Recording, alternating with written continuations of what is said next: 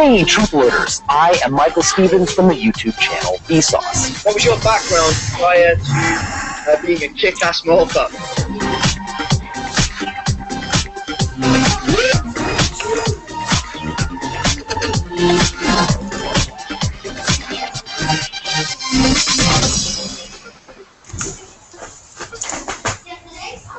Hello, it's 7 o'clock, it's Thursday, so we are live. If this is the first time you've seen a Truth Loader live hangout debate, hello, we picked up a massive amount of subscribers over the last week.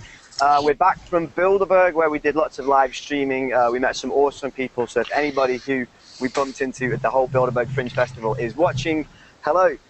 We've tried to do this debate before, but we struggled in getting people who are going to be critical of some of the theories we were talking about. So we wanted to come back to it. We said we would come back to it, so we have. We've got some awesome guests. We're talking about whether or not September the 11th should be reinvestigated. It is a debate that continues to go on. It doesn't look like it's going to end anytime soon. It's 2013, it happened in 2001, and people are still debating it. So we've got some awesome people here to talk about it. We have Jonathan Kay, who is the author of Among the Truthers, and he works at the National Post.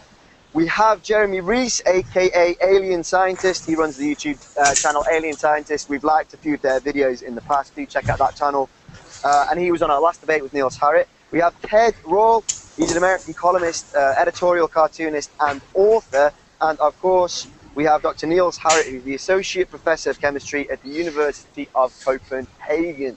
So we have 4 people here. The final person in this is you guys watching on YouTube. I've got your comments right in front of me here. The last guy's comment I've seen is AK47, even 47, who's watch September Clues. So I can see your comments. They're right here. We want you to bring your comments and questions so we can put them to the panel.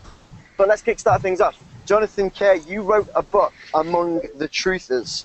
So why don't you tell us a bit about your book and perhaps some of your musings on what you discovered when you infiltrated the 9/11 truth movement? Sure. I prefer not to use the term infiltrated because I never presented myself as someone who believed in 9/11 conspiracy theories, as I call them. But I was interested in the psychology of the people who embraced the 9/11 truth movement, as it's come to be called. I wanted to know why they became suspicious of the official story of 9/11. And so I traveled around Canada and the United States to ask them. In general, I found that the truth movement, the 9/11 truth movement, peaked in popularity around 2006, 2007, as people really began to ask questions about the Iraq War. It was, I think, opposition to the Iraq War and suspicion about the motives for the Iraq War, which really breathed life into the 9/11 truth movement. And as that war has wound down, once George W. Bush was out of office and replaced by Barack Obama, I think some of the momentum behind the truth movement began to leak away. Although, as you said in your introduction, there still are people who are demanding a new investigation of 9/11. So let's come to you. I don't know whether to call you Alien Scientist or Jeremy, but hey, I'm going to call you Jeremy because it just feels more natural. You still persist, Jeremy. I guess you're one of those people which Jonathan has mentioned who still persist in pursuing a reinvestigation into September the 11th. Why do you still think in 2013 it's so important? Well, it's a lot of different things. There's a lot of unanswered questions about that day, and I also think that a lot of the debunking stuff, I'm come from this as a sort of a debunker. I've gone through a lot of different conspiracies, from, of course, aliens to you name it. They're all out there, and I've debunked quite a few different conspiracies. But when it came to 9/11, I found that a lot of the debunking arguments just didn't stand up to scientific facts or the evidence. And I've gone through a lot of those in my videos and cross-debunked a lot of the debunkers. And I got a book behind me called Debunking 9/11 Debunking by David Ray Griffin, and I've gone a whole step further than that to do a lot of my own debunkings of different conspiracy theories and just try to figure out what the facts are regarding this. But just to set something straight, I think that the reason it peaked and has gone downhill is through a cognitive infiltration effort, as outlined by people like Cass Sunstein, who advocated infiltration of conspiracy groups and cognitive infiltration, which I think has resulted in a lot of the movement dying off. And just as you mentioned starting up the show, you saw a comment about September clues. I believe that's one of the biggest disinformation pieces I've ever seen out there. It was basically modeled after Loose Change and just full of disinformation and completely misleading statements. And this stuff's sort of all out there, and I think that's maybe where Jonathan gets a lot of his interpretations from, is a lot of these people. I've come across them too in my experience in conspiracies, and I tend to agree with a lot of them. Let's speak about some of the evidence. You said that some of the claims of the official story don't stand up to scientific scrutiny. So if someone is entirely new to this topic, what is it about some of those claims that don't stand up? Which particular claims are you speaking about? Well, I get into much more detail in a lot of my videos you can watch, but I'll just hit off some quick points. Popular Mechanics, for instance, claimed that it was ludicrous or ridiculous to believe that thermite could be used as a demolition agent in a demolition, yet in the November 1935 issue of Popular Mechanics, they showed how the Skyride Tower in Chicago was demolished using thermite to melt the steel legs. So you have an older version of basically refuting the claims that they're making now, saying that, you know, it's ridiculous to use thermite to melt vertical steel columns, yet they did it in 1935 and published it. Another example would be the NIST report, where a careful examination of the NIST report reveals that they pretty much did a lot of shady things in their modeling data, including removing all the girder shear studs. And just to give people an idea what that would be like, it's like taking all the nails out of a house and expecting it not to fall down. That's basically what they did in their model. So there's a lot of this dishonesty that you can look up. And if you look up Chris Sarnes, he did an article on shear studs, an NIST report. You can read the article he's done and find the actual sightings from the NIST report where they make this admission to removing those girder shear studs. But those are just a few examples. I can go into much more detail. I want to come to you, Ted. This conversation is still taking place. Architects and Engineers for 9/11 Truth has a huge number of architects and engineers who all have demanded a reinvestigation into September the 11th. Is this something that you can foresee happening, or something that should even be done? Well, it should be done. I don't think it will be done. I think that just to lay my own cards on the table, I'm not a subscriber to 9/11 conspiracy theories, and I think most of them are absolutely ridiculous. But what we're looking at is less of a scientific issue than a political one.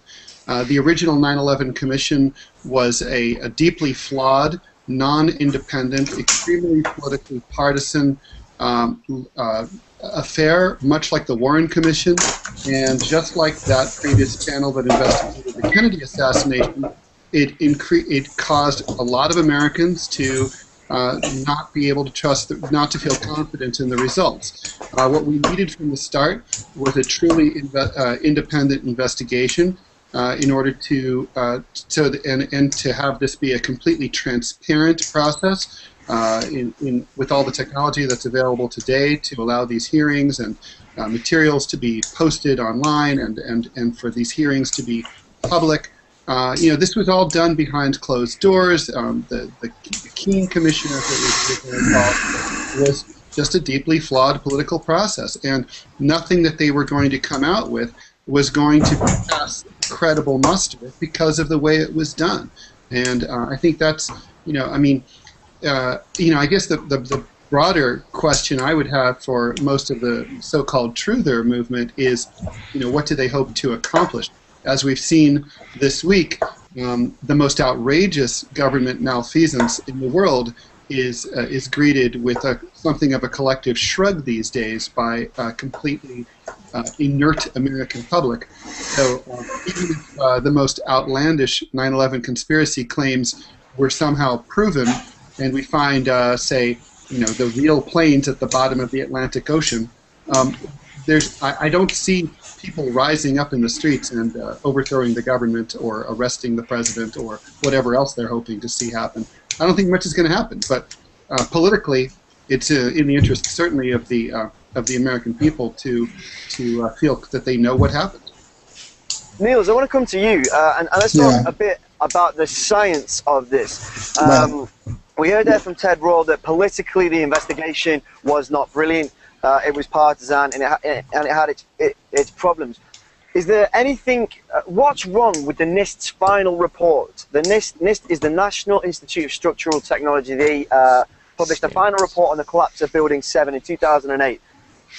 Do you object to their scientific methods? Well, will you allow me first, before we go into the NIST report, to ask two short questions to Jonathan Kay? Sure. Yes. Okay. First question, Mr. Kay. Do you believe that the United States was attacked by 19 young Muslim men under the guidance of Osama bin Laden and Al-Qaeda on September 11, 2001? Yes, I do. Why? Well, broadly, for the reasons that are well known in the media, that were articulated in the official 9/11 Commission report, whose conclusions I know you dispute, and which are a matter of received wisdom as expressed through, for instance, the Wikipedia page that pertains to 9/11. All those resources, the narrative they express is generally the one I hold in regard to the events of 9/11. Tell me one solid piece of evidence which proves that this conspiracy theory is correct. The claims and admissions made by numerous Al-Qaeda figures, both in their propaganda videos and during the interrogation subsequent to the American invasion of Afghanistan. This is not correct, and it is not forensic evidence.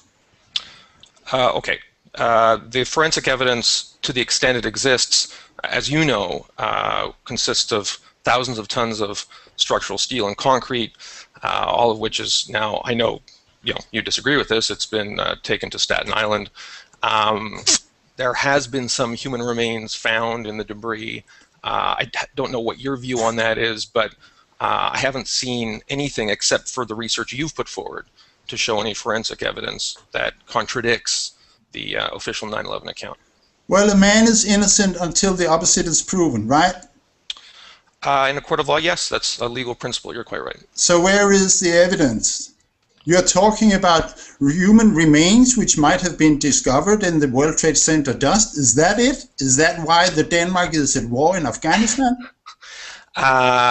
Sorry, I've briefly put forward the evidence that exists. I think you'd concede that Western powers have been at war in Afghanistan on a greater basis than human remains found in southern Manhattan.